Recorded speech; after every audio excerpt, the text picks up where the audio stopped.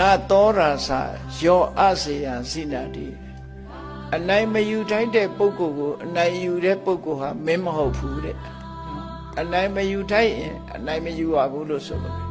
ဥပမာသားသမီးကအမေဖေကိုနိုင်ယူတာမလုပ်အောင်လေဒါကိုအနိုင်မယူရမယ့်ပုဂ္ဂိုလ်မျိုးကိုအနိုင်မယူနဲ့နာသောတခါယောတခါရံစိနာတိကိုမိတ်ဆွေတယောက်ကိုအနိုင်ကျင့်တာမျိုးအနိုင်ယူတဲ့ပုဂ္ဂိုလ်မျိုးဟာမိတ်ဆွေအစ်မဟုတ်ဘူးတဲ့မိတ်ဆွေအစ်မဟုတ်ဘူးနာတပရိယာယာပတိနောနဝိပေတိကိုယ့်ရဲ့အရှင်ယောက်ျားကိုမလေးစားတဲ့အမျိုးသမီးဟာဇနီးကောင်းမဟုတ်ဘူးနတ္တိပုဒ္ဒယေနပရန္တိစိဏံ